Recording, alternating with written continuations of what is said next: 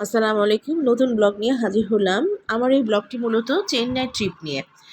তো আমার হাসব্যান্ড হঠাৎ করেই ওর তো একটু অসুস্থ গত ২-৩ বছর ধরে। আমরা ইন্ডিয়ান ভিসাটা বেশ রোজার আগে ঈদের আগে পেয়েছিলাম। এটা এপ্রিলের শেষের দিকেই পেয়ে গেছিলাম। তো আমরা ভেবেছিলাম যে কোরবানি ঈদের ছুটিতে আমরা চেন্নাই প্ল্যান করব যাওয়ার। কারণ ডাক্তার দেখাতে হবে, এই সময় বাচ্চাদের স্কুলও বন্ধ থাকবে, ওরও ছুটি থাকবে। কিন্তু সামহাও সেটা হয়ে উঠেছিল না। পরবর্তীতে যখন আমরা ঢাকায় ফিরলাম, তখন ও হঠাৎ করে প্ল্যান করলো ১১ তারিখ সকালবেলা, ১১ জুন সকালবেলায় ইন্ডিয়ার উদ্দেশ্যে রওনা দিবে, ফ্লাইটের টিকিটও কেটে ফেললো। এবং আমি এরকম আনপ্রিপেয়ার্ড অবস্থায় কখনো হয়তো বা যশোর থেকে খুলনা থেকেও ঢাকায় যাওয়া আসা করি নাই। এটা আমার জন্য খুবই চ্যালেঞ্জিং ছিল, কারণ ৯ তারিখ সকালবেলা পর্যন্ত আমি জানতাম না যে আমরা চেন্নাই যাচ্ছি। তো হঠাৎ করে টিকিটটা কেটে পেমেন্ট করে দেওয়ার পরে আমার মাথায় তো একেবারে আকাশ ভেঙে পড়ে, কারণ আমি অফিস থেকে ছুটি নিইনি। আমার বাচ্চাদের পরীক্ষা, আমার মেয়ে ১৪ জুন থেকে পরীক্ষা শুরু, ছেলের ইয়ার ফাইনাল পরীক্ষা শুরু। কিন্তু কিছু করার নেই, আমার হাজব্যান্ড যেহেতু একটু অসুস্থ, ওকে নিয়ে শুরু করলাম জার্নি।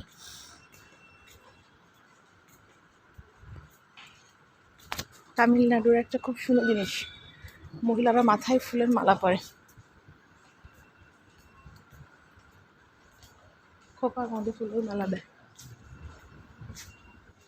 তো চেন্নাই এয়ারপোর্টে একটা জিনিস খুব ভালো লাগছিল যে চারপাশে খুব পরিষ্কার পরিচ্ছন্ন, এবং ওরা যে ধর্ম অবলম্বন করে তাদের দেবদেবতার মূর্তি একটু কিছুদিন পর পর, এবং মহিলারা কপালে একটু টিপ, তারপরে খোঁপায় একটু ফুল দেওয়া। এবং আমার যেটা ভালো লাগছিল যে আমরা জার্নি শুরু করার পর থেকে আমার হাজব্যান্ড বেশ হাসি খুশি ছিল, সে রিল্যাক্স ফিল করছিল। আমি এটাতে একদম ১০০% শিওর যে ওর শারীরিক কমপ্লিকেশান থেকে মানসিক জায়গা থেকে ওর চিকিৎসাটা বেশি জরুরি, কারণ অনেক ক্লান্ত। একাধারে ডিউটি, চেম্বার, হসপিটাল, পরিবারে দায়বদ্ধতা, পারিবারিক চাপ, সন্তান, ছেলেমেয়ে সবাইকে লালন পালন করে গুছিয়ে উঠতে গিয়ে প্রচুর ব্যস্ত থেকেছে। এটার জন্য সে খুব ক্লান্ত। তো যাই হোক, একসময় আমাদের ফ্লাইটের মধ্যে কেবিন ক্রু বলছিল যে ওরা রুবেলা ভাইরাসের জন্য একজন অ্যান্টি ইনফেকশন স্প্রে করবে। তো সেইটার জন্য আমি নাকে মুখে যখন কাপড় পরছিলাম, তখনও আমার সাথে দুষ্টামি করছিল। তারই কিছু ছবি। এরপর আমরা যখন এয়ারপোর্টে নামলাম, আমাদের যে ড্রাইভারটা অপেক্ষা করছিল,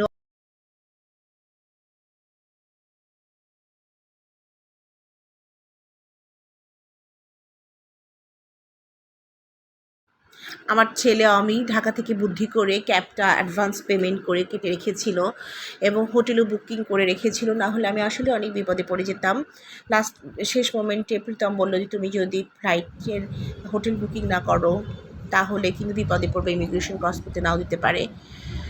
তো সেই ড্রাইভার আমাদের জন্য অপেক্ষা করছিল, এবং ও অবশেষে আমাদেরকে রিসিভ করে, এবং সেখান থেকে আমরা আমাদের জার্নি শুরু করি। তো আমাদের এয়ারপোর্ট থেকে আমরা যে হোটেলটা ঠিক করেছিলাম, টার্বো ফ্লোরা এম্বাসি, এই পর্যন্ত আসতে প্রায় ২০ কিলোমিটারের পথ, এবং আমাদের প্রায় ৪৫ মিনিট লাগার কথা। এই জন্য ড্রাইভার আমাদেরকে যখন আসছিল, আমি সেই সময় একটু ভিডিও করছিলাম চারপাশে রাস্তাঘাট আসলে কেমন, কিন্তু দেখলাম একেবারে আসলে ঢাকার মতোই, খুব বেশি পরিবর্তন লাগে না। তো যেহেতু আমাদের ফ্লাইটটা ড্রাইভার আমাকে হোটেলে পৌঁছে দেওয়ার পরে বলছিল যে আর এক্সট্রা ৩০০ টাকা বকশিশ চায়, কারণ আমার ফ্লাইটটা দেরি হয়েছে এবং ওর প্রায় ১ ঘন্টা ৪৫ মিনিট দাঁড়িয়ে থাকতে হয়েছে। তো আমি সেটা ওকে কাগজ দেখলাম, সেখানে দেখলাম আসলে পার্কিংয়ের জন্য ২০০ টাকা এক্সট্রা দিতে হয়েছে।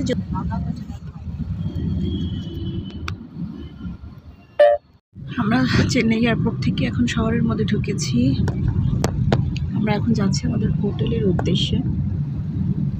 চেন্নাই রাস্তাঘাট খানিকটা বাংলাদেশের মতো, কখনো কখনো মনে হচ্ছে না যে আমি ঢাকা যাচ্ছি না, ঢাকায় বনানী রাস্তা দিয়ে যখন এয়ারপোর্টের দিকে যাই এরকমই রাস্তা থাকে আমাদের। আশেপাশে যে হোটেলগুলো সেগুলোও মনে হয় যে আমাদের যে সমস্ত হোটেলে রুটি পরোটা খাই সেরকম। তবে তামিল মুভিগুলো তো আমরা ঠিক যেরকম দেখি যে ওরা হচ্ছে সকালবেলা একটা দই ফোঁটা দিয়ে বের হয়, কিংবা মহিলাদের মাথায় সবসময় একটা মালা থাকে, কপালে একটা টিপ থাকে, একটু গার রঙটা একটু তুলনামূলকভাবে কালচে থাকে। যদিও আমি বর্ণ বৈষম্য করছি না, যেটা আমরা তামিল মুভিতে দেখি ঠিক সেই রকমই। দেখি আমরা হোটেলে পৌঁছাই, তারপর বাকি কথা হবে ইনশাল্লাহ। ডাক্তার বাড়ি এখনো পর্যন্ত সুস্থ আছে।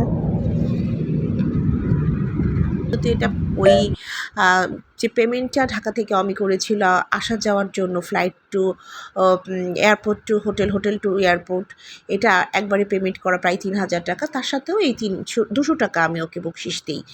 যদিও আমাকে আমার অমির বাবা একটু বকা দিচ্ছিল, কেন এক্সট্রা পে করলা, কিন্তু কিছু কিছু সময় আসলে অপরিচিত জায়গায় তো ও যতটা কেয়ার করলো, আমার হাজব্যান্ড অসুস্থ, তাকে নেয়া নিয়ে করতে আমাকে ও যথেষ্ট হেল্প করেছে। তো সেই জন্য এটা আমার কাছে খুব বেশি বাড়তি মনে হয়নি।